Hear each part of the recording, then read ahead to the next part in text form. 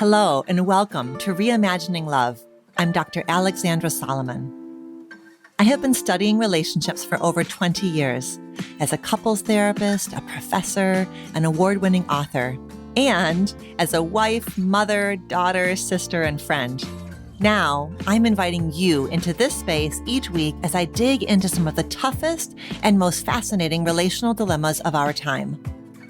If you want to discover how to create vibrant and loving relationships in your own life, you have come to the right place. This is Reimagining Love.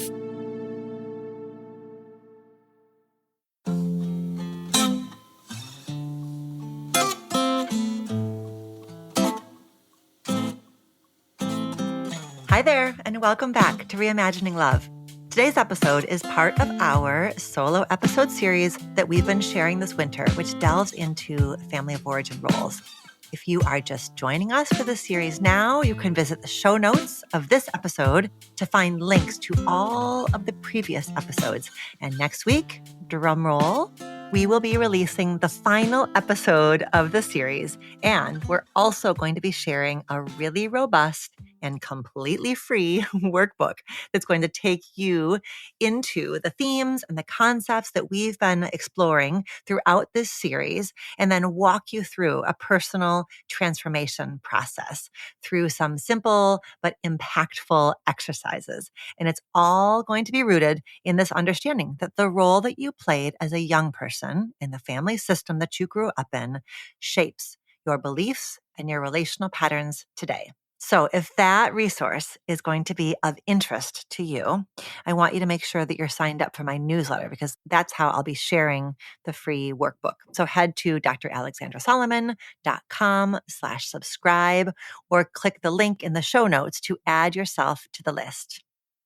All right, today's episode is all about the parentified child role. So remember, this work is about you getting to know yourself. But it's also going to help you get to know and more deeply understand the people around you, the people that you love, the people who love you. So even if you suspect that you personally are not a parentified child, I still would love for you to listen to this episode, because it's going to help you better understand somebody who's close to you and help you create deeper connection with them, so that it's a healing relationship in both directions. Our plan for this episode is the plan we have followed for all the episodes. We're going to unpack the origin story of the parentified child. We'll look at some of the cultural factors that might create and amplify that parentified child role. We'll look at the impact of being a parentified child on friendships, on your work relationships, and on your intimate partnership. And then I will talk you through some interventions and liberatory practices, not because you need fixing, but because you deserve to be freed up from old stories that hold you back and that keep you stuck in this limiting belief that you have to tend to other people's emotions in order to keep yourself safe. So let's start by looking at some of the hallmarks and some examples of the parentified child. So how do we identify a parentified child within a family system? How do you know if that was you? Well, with all of these roles, we get to the core by sitting with this question. How did this person, when they were a child, attempt to create emotional safety for themselves and stability for their family system? So here, with our parentified child, they attempted to create emotional safety within themselves and stability within their family system by tending to and taking care of big people's needs and emotions. I'll say it again. The parentified child attempted to create emotional safety for themselves and stability for their system by tending to the big people's needs and emotions. Here are some telltale signs that you were the parentified child in your family of origin. 1, your parents relied on you as a sounding board, an advisor, or a shoulder to cry on. 2, the adults in your family often treated you as if you were part of their quote unquote tier, even though you were a kid. 3, you were on the receiving end of confessions, of tears, of big emotions from a parent who was struggling. and you provided comfort to them with your words and or with your presence. 4, you were told that you were so mature for your age, that you were wise beyond your years, that you were an old soul. 5, as an adult, you feel on edge when the people around you are struggling with big emotions, and you rush to their assistance with advice and ideas and comfort. 6, self-care feels real selfish to you. 7, caring for others feels automatic, instinctual, and assumed. And then last, I'm going to do what we've been doing for each of our 6 roles. I'm going to assign a sort of like bumper sticker or catchphrase. So for our parentified child, the motto or the core belief is this: I am loved to the degree that I am nurturing. I'm going to share with you some examples of the parentified child in pop culture that my team and I came up with. And actually, for this one, I have some ideas from the one and only Todd Solomon, my husband. So we'll start with what the team came up with. We were thinking about Rory from Gilmore Girls and the way that she and her mom, Lorelai, have very few boundaries between them and how she serves as a confidant to her mother, especially during difficult moments. We were thinking about Fiona and Shameless and how she has to take care of her siblings and her alcoholic father. And we thought about Maeve from Sex Education. And then Todd chimed in with a few ideas of his own. See what you think of these. He thought about Paul Rudd's character vis-a-vis his father, who is played by Albert Brooks in the movie This Is 40. He thought about Mark Wahlberg vis-a-vis his father in the movie Daddy's Home. He thought about the original Karate Kid, Daniel LaRusso, in his relationship with his mother. And then he really got himself into the Wayback Machine and pulled out Angela and her mother, Mona, from the 80s classic, Who's the Boss? By the end of the episode, I'm guessing that you may have some examples of your own. So shoot me an email or a DM and let me know who you come up with. Okay, so what forces might have contributed to you being cast in the role of the parentified child? How did you come to be this way? First, I want to note that you're going to notice some overlaps between this role and the last episode's role, which was the peacemaker, as well as the first role we talked about on this series, the perfect one role. These 3 roles have some key distinctions, but they all feature that over-functioning tendency. So if you identify as any of these roles, the peacemaker, the perfect one, the parentified child, you're probably going to find content in all 3 episodes that supports you.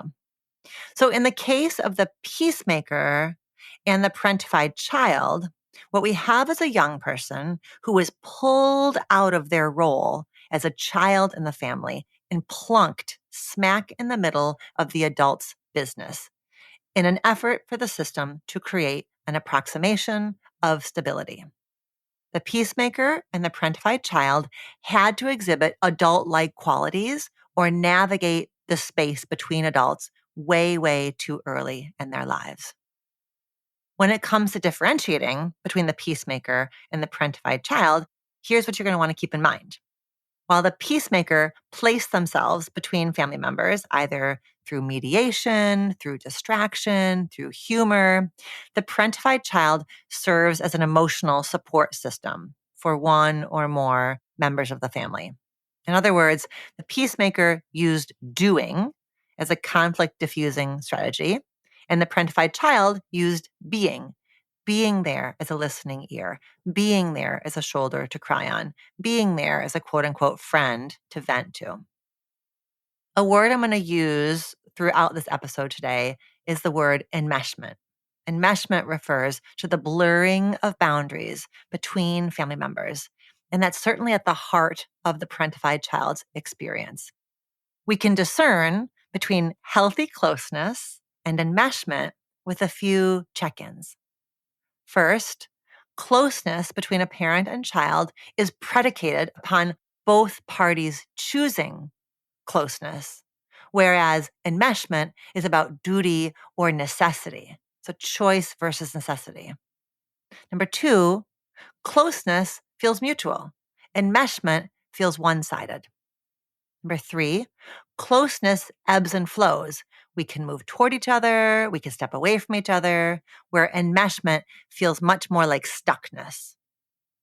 Number 4, closeness leaves both parties feeling connected and light and calm, whereas enmeshment leaves one side, here, our parentified child, feeling depleted and anxious and burdened. And number 5, in a close relationship, the parent is mindful of not sharing too much. The parent checks themselves. In an enmeshed relationship, the parent is not mindful. The parent does not check themselves. So, in a well functioning family system, the big people generally keep their inner worlds and their life challenges in the quote unquote adult tier of the family. They talk things out with their adult partner, with their sibling, with their own parent, perhaps, with their friends, with a therapist. The parentified child grew up in a system where one or more big people had very loose boundaries with what they shared emotionally. And even more, that parentified child was pulled into their big person's big emotions and was relied on as a source of comfort or validation.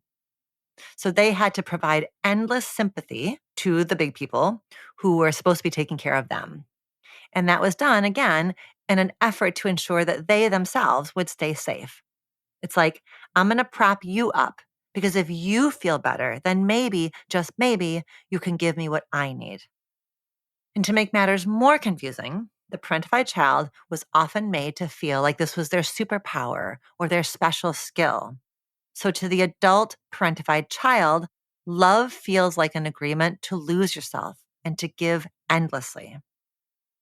If you were a parentified child, these are some of the core beliefs that you may have carried around with you back then.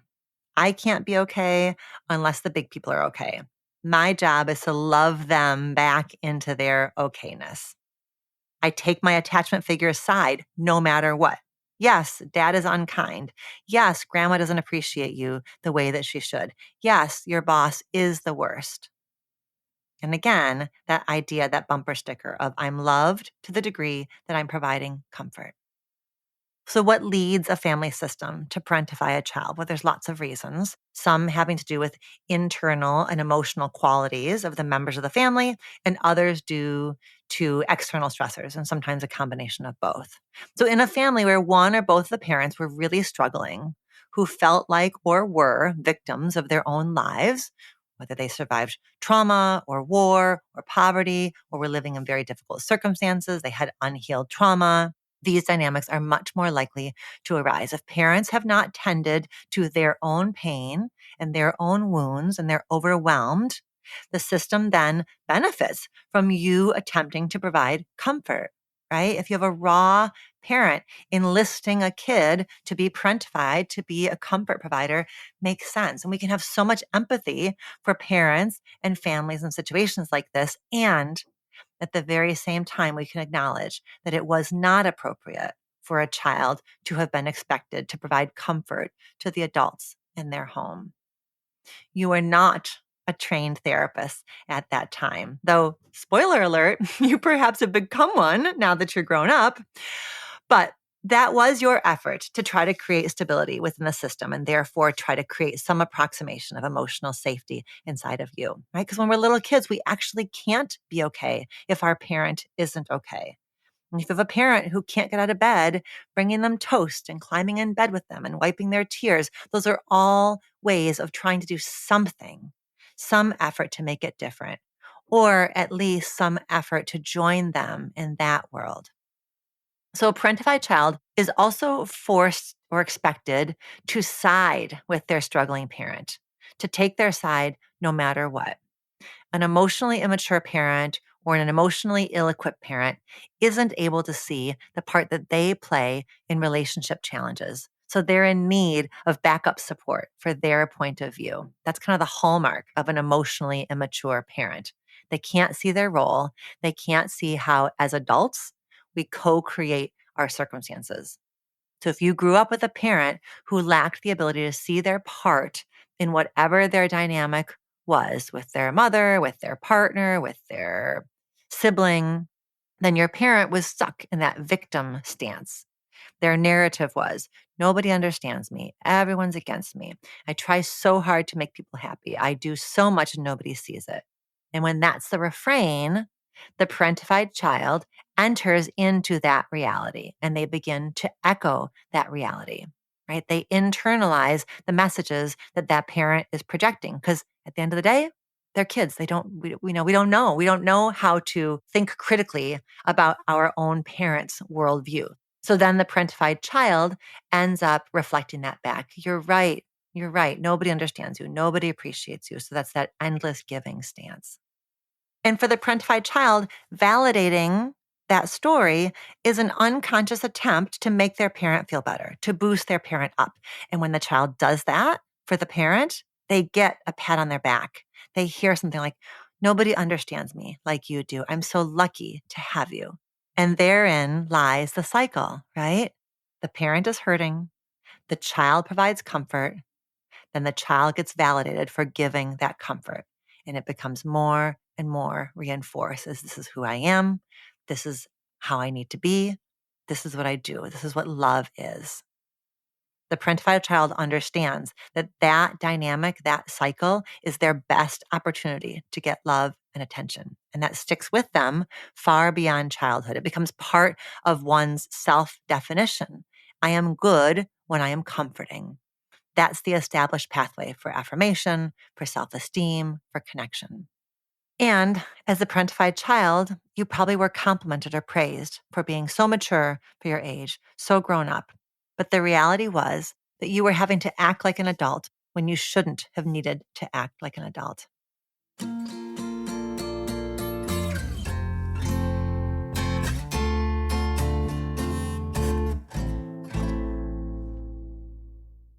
Oftentimes, as a parentified child becomes a teen, they might be that type of teen who steers clear of those typical teenage milestones or adolescent mischief. Or if they do kind of push the envelopes and do some amount of acting out, that acting out behavior gets shrouded in secrecy. So blowing off steam or getting into a little bit of trouble don't fit with the parentified child's narrative of themselves. So therefore, the parentified child feels like those things have to be really, really kept in secret.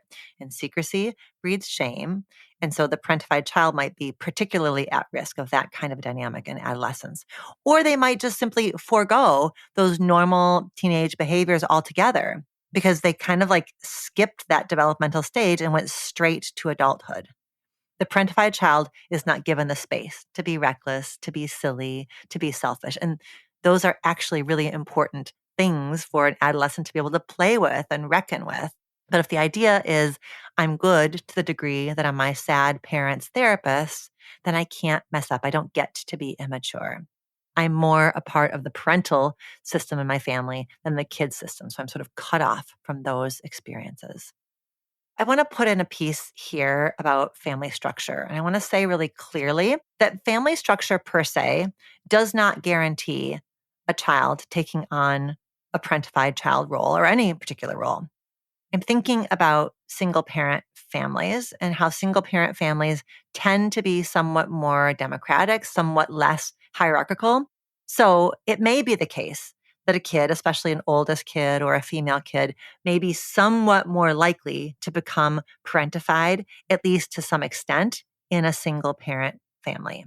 In the case of a single parent who's managing a family all on their own with no partner to lean on, no partner to vent to, no one to share the responsibilities with, you can see why a child could so seamlessly be cast into that parentified child role. It's so understandable.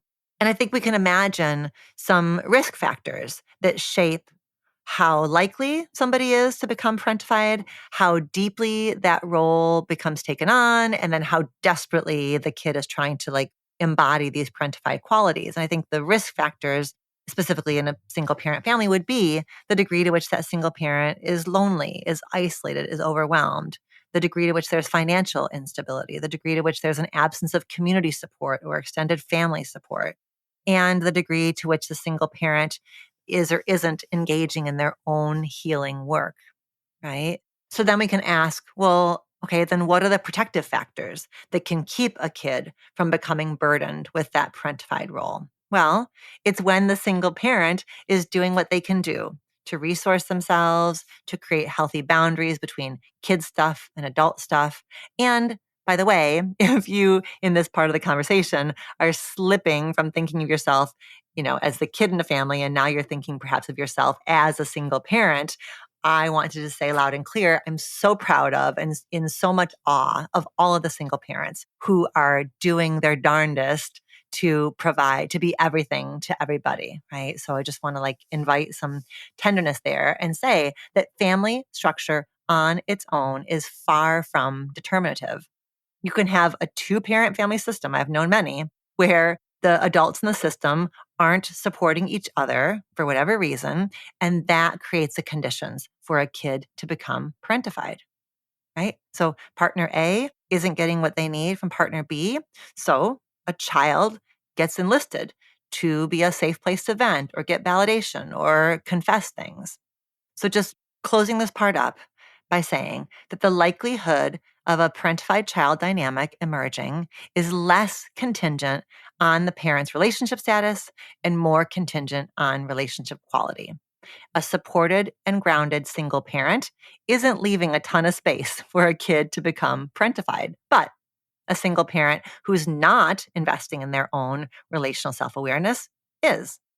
A thriving marriage is not going to leave much space for a child to become parentified, but a lonely marriage leaves that space. Let's move on now and talk about the intersection of culture and the parentified child. So, starting with gender, we know that girls are socialized to quote unquote playhouse from a very young age. They're taught that caregiving is an inherent part of who they are. Think baby dolls, think play kitchens.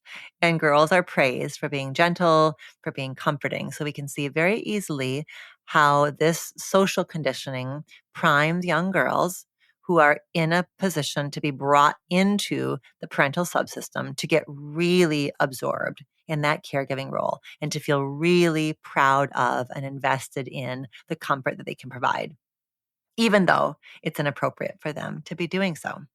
Let's look now the other way. For men who grew up as a parentified child, moving through adulthood and into their own romantic relationships can end up feeling quite complicated. His entering into a relationship of his own may feel like an abandonment to the parent that he's been a caregiver for.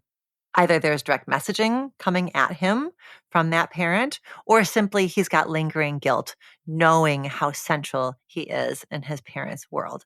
And he might feel discomfort about, quote unquote, leaving his parent now to take care of himself or to follow his own happiness or to develop his own primary relationship. And I will say that when that male parentified child is cis hetero, and when it has been his mother who's been overly reliant on him for emotional support, I often see a really painful, complex triangle between that man, his mother, and his wife. Whew, if this touches a nerve for you, know that we talked about complex in law dynamics in episode 46 and 47 of Reimagining Love. We've linked that in the show notes for you. Okay, so let's move from gender into race. When it comes to race, we know from research, for example, that the adultification of Black girls is very real. There's a groundbreaking study from the Georgetown Law Center on poverty and inequality that provided data showing that adults view Black girls as less innocent and more adult-like than their white peers, especially in the age range of 5 to 14. So if the world is already seeing you this way and sending you messages that it's time to act like an adult, and there's no room for your silliness, for your experimentation, for your play, that's only going to solidify if you also are part of a family dynamic where you're getting pulled into that parentified child role. So I want to look at a few other cultural factors that we need to take into account. When I think of parentified children, I also think of families who immigrated to a new country without a lot of familiarity with the language or the culture. And oftentimes, kids that are growing up in that new environment and attending school are absorbing the language and the culture more rapidly than their parents are. And they therefore end up playing more important roles in their family than a kid in a family where it's a second or a third or a fourth generation kid. And there's a heavier expectation for that first generation kid to be helping the family as like an actual literal language interpreter or a kind of cultural translator for the family system. So it's helpful and it's essential, and it's also a heavy weight for a child to bear. I'm thinking of families where there's financial struggle and there ends up being a lot of stress and pressure and parents working long hours and multiple jobs. Well, that primes a system to parentify a child as well. I'm thinking about a system where there's a parent with a disability or a parent who becomes disabled. Parentification can happen there also, right? So in these examples, immigration, financial struggle, disability, it is pragmatics and necessity rather than family dysfunction that drive the process of making a parentified child. And also, at the very same time, regardless of the etiology, regardless of the reason why, you need and deserve to understand that if you were parentified by any method, right, if you played that parentified role, that role shaped you then, and that role echoes inside of you and within your relationships today. So let's look at how. Let's fast forward now to the present moment, and we'll take a look at the parentified child as an adult at work, in friendship, and in relationships. So, in terms of work, I've already made the joke that you're probably a therapist or another kind of helping professional. And I'll say, like, hey, at least you're getting paid now for a service that you provided then for free. It makes so much sense that your experiences growing up led you to develop gifts around empathy, around care, around leadership. And so it makes sense that you may have followed those threads and gone on to become whatever, a nurse, a teacher, a school counselor. But whether you are actually in a helping profession or if you're in a more traditional corporate environment, I suspect that you are seen at work as a safe ear for venting, no matter what kind of a team you're part of. It's probable that you take on more than you need to in terms of providing comfort and solace to the folks that you work with. And similar to the peacemaker, I suspect that you find yourself as someone who accumulates mentees at work. I suspect that your colleagues are drawn to you as a mentor because you have warmth and empathy, and you're that person who has a finger on the pulse of the organization. I suspect that you feel safe and generous and mature to other people. I also think that parentified children are at particular risk of experiencing imposter syndrome and may struggle to seek out support when they need it because you're used to being a helper, not the helpee. Let's look at the parentified child in the context of friendships. And the theme I want to talk about here is one that we'll keep talking about when we move into intimate partnerships in just a moment. But we're talking about it here because it applies to friendships also, which is this. For the parentified child, there can be a kind of ambivalence about closeness. Why? Well, closeness feels both familiar and assumed or expected. It's both something you're comfortable with and something that at times feels like a chore. Closeness feels both like a desire and an obligation. Because for a parentified child, the line between responsible to and responsible for feels blurry AF. And that's because for the parentified child, their first experience of closeness was actually a misuse of closeness. So then when the opportunity for closeness presents itself in adulthood, it's going to kick up those old wounds when you had to be an adultified child, when you lost yourself in somebody else's emotions as a way to attempt to keep yourself safe. So it's fraught. Closeness feels fraught. I want it, but I'm afraid of getting kind of lost in it. And the thing is, actual intimacy is when there's space for two people's experiences. Actual intimacy is intersubjectivity, that traveling between my world and your world, traversing between my experience and your experience. I visit your world to feel close to you, but then I come back home to mine. I'm not responsible for you and what happens inside of your world. Intimacy is mutual.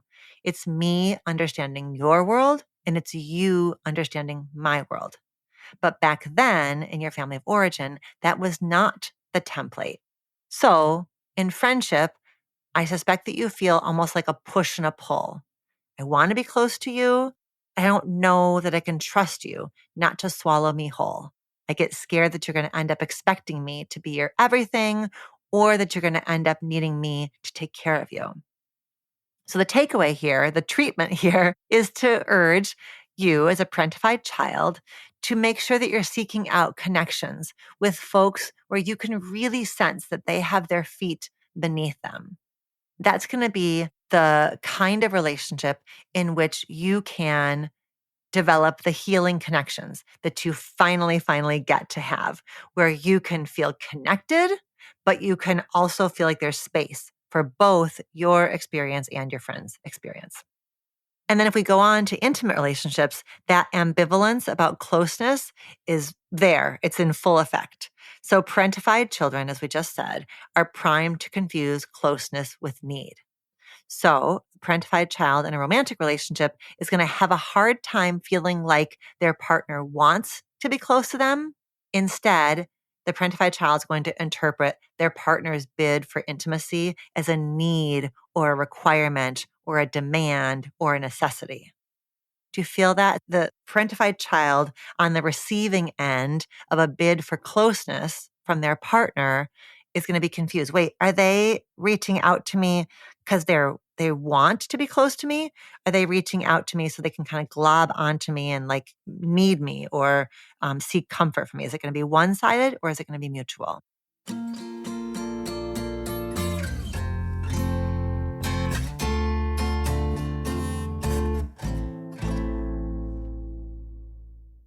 If two people who were parentified children come together in a romantic relationship, there's going to be a lot of common ground. There's going to be a sweet sense of, hey, I get you. I know your experience. But I also urge these two to start by exploring their unique origin stories and making sure that they really honor the differences between them. Perhaps in partner A's family of origin, they were providing support to two struggling and emotionally volatile parents where for partner B, they were a confidant for their overworked single mother, right? These are two very different sets of circumstances that ought to be unpacked and understood before making assumptions about shared experiences. Like, yes, partner A and partner B are both technically parentified children, but those are different circumstances and they just deserve to be understood on their own accord. But when two parentified children come together in a relationship, they're going to share a kind of unconscious expectation that they're going to lose themselves within the experience of closeness and intimacy because that's what happened when they were little. So what's easy for a couple like this is getting close. What's difficult is staying differentiated, being able to step away from each other without guilt. So that's probably the practice and the growing edge in this relationship is like reminding yourselves and each other that we are choosing to be together and we can choose to take space, that that's our healthiest move is to move together and be close and step away and be separate. Whether our parentified child is partnered with another parentified child or with somebody who's got a different role altogether, what we know for sure is the healing journey for the parentified child in a romantic relationship is to learn how to offer support without overfunctioning and without being blindly validating. So we want our parentified child to be able to say something along the lines of, okay, yeah, I get it. Your boss is an a-hole. And I wonder if we can also look at some of the ways that you are possibly playing into this dynamic. And that experience of being able to blend validation with some gentle, empathic challenge or questioning is going to be so healing for a parentified child because they get to feel supportive and also separate. That's so good. That mix of support and challenge was not possible in your relationship with your parent growing up. So if you can create a relationship today where you can do both, it's so healing. That's the medicine that helps you reclaim what was taken away from you as a kid. I do think that a parentified child is at somewhat greater risk of having issues around jealousy in their romantic relationship. So if I'm a parentified child and my partner is getting close to a coworker, or my partner is taking a weekend away with their friends, it might feel threatening to me. I might start to worry that your need for others indicates that I'm not enough for you, or that what I have to offer is inadequate, subpar. If you need other people in your life, then maybe you don't actually need me. And if you don't actually need me, who am I to you? Is that train of thought rational? No. Is that train of thought wholly understandable in the context of everything we've been saying about this role? Yes. It makes total sense that if the way I came to know my own worth was in being the sole comfort provider to a parent, then of course it feels really hard to trust that I can be meaningful to my partner if other people are similarly meaningful to my partner. So the healing, of course, is then in me, the parentified child, affirming to myself that I don't have to mean everything to my person to mean something special to my person.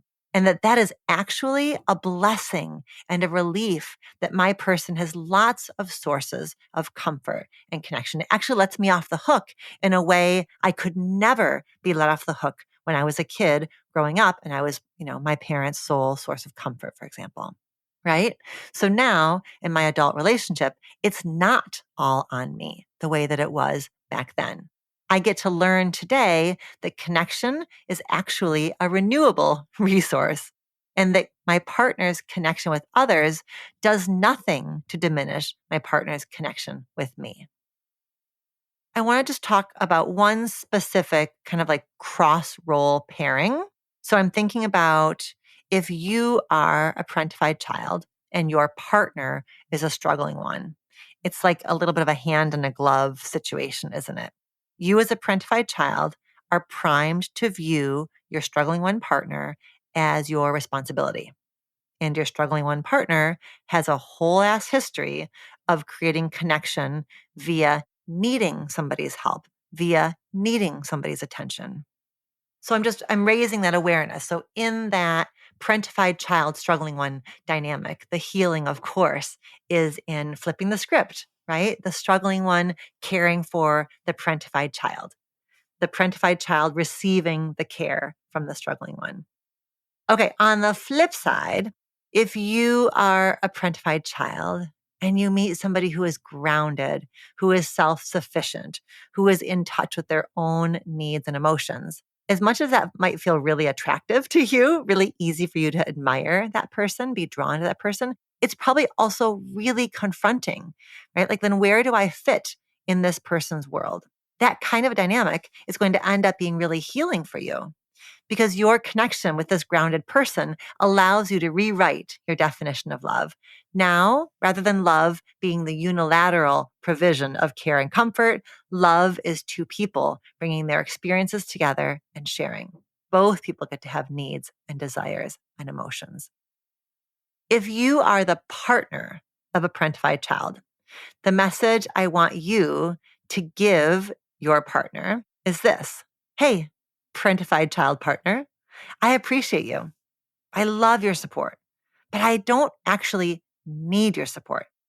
And the fact that I don't need your support is not a rejection of you. Rather, it's an affirmation that you chose well. You chose a competent partner. And thank goodness you did. Because now, instead of you putting all your focus on me, you get to turn some of that focus back on yourself. That care that you historically offered to other people, well, now you get to offer that care to yourself. And as your partner, I'm going to be here cheering for you when you do. Okay, let's move on to some specific liberatory practices for our parentified child. So I'm speaking directly to our parentified child listener now. So I've got 3 to offer you. I think for you, somatic healing, body-based healing is critical. I feel like you need some practice being in your own body. You've experienced so much emotional boundary violation, so you need practice feeling where you stop and somebody else begins. So body-based practices are really helpful. Breath work, movement-based stuff, mindfulness, yoga, etc. I direct you to the work of Dr. Hilary McBride. She's been a guest on Reimagining Love, and I put the episode that she and I did together in the show notes for you. She's got a wonderful book, The Wisdom of Your Body, and it comes also, she has a workbook based on the wisdom of your body. Okay, number 2, self-care has become such a generic and overused term. But what I want you to be doing is getting explicit when you're offering care to yourself. Like when you are, for example, like rubbing lotion on your body after a shower, notice how loving you're being of yourself, how you're tending to yourself. When you put your phone down and go to sleep instead of doom scrolling, notice how you're taking care of yourself. You're giving yourself what you need. When you ask your boss for an extension on a deadline, notice how you're advocating for the breathing room that helps you do your job well. So your healing work is about taking the care that you so readily offer to others and extending it to yourself, and then noticing when you do. So talk to yourself about it, narrate it, make it explicit, like land it inside of your body. Like, this is me taking care of me. Like, I get to do this for me. That's really important. Number 3 is about relationships. So your healing is about creating relationships where you can give because you want to, rather than because there's an expectation that you have to, or because the other person needs you to. And I want you to really be intentional and notice what mutuality feels like. You're learning, you're on a learning curve here of feeling mutuality. Like, let it land inside of you. Like, feel inside your body that sense of choice, that feeling this person is drawn to you for you, not for the comfort that you provide. That's the goal, for you to create relationships where you get to have the experience as an adult that contrasts what you knew as a child, and where you get to feel like the care you offer is additive. It's optional. It's lovely, but it's not essential. Your care sits on top of the care that this person is getting from other people in their life, and your care sits on top of the care this person is giving themselves. All right, as I have done with each of the episodes, I'm going to close with some mantras for you, Parentified Child. I want you to feel free to write these down in your journal, or put them on your bulletin board, or record yourself reading them into your phone as a voice memo. Here we go. Number 1, like the old saying goes, I put my own oxygen mask on before helping others. Number 2, martyrdom is not love. Number 3, I care for myself today to honor my inner child. Number 4, when I was little, I couldn't rest. Now I get to rest. Number 5, the love I give to the people around me, I also give to myself. Number 6, loving myself is not a rejection of the people around me. Number 7, I am not defined by my ability to make other people feel better. All right, as a reminder, if you have not taken the roles quiz, you can find that link in the show notes. We're back next week with an exploration of our final role, the rebel. To all of the rebels out there, thank you for your patience. As I mentioned at the start of the show, next week I'll be offering a free workbook with tailored journaling prompts and practices for all of the roles. So if you'd like to receive that in your inbox when we share it, make sure that you're signed up for my newsletter, which you can find a link for in the show notes. Or you can go to dralexandrasolomon.com/subscribe to get added to the list. Thank you for joining me, and until next time, be well. Do you have a relationship question that you want answered on the show? Visit reimagininglove.com to send in a written or audio question. Questions can be about intimate partnerships, family relationships, friendships, you name it. If you're looking for more love and relationship content, you can find me on Instagram at dr.alexandra.solomon or visit my website, dralexandrasolomon.com, where you'll find my blog as well as the Intimate Relationships 101 e-course based off of the popular class I teach at Northwestern University. Thank you for listening and see you next week here on Reimagining Love.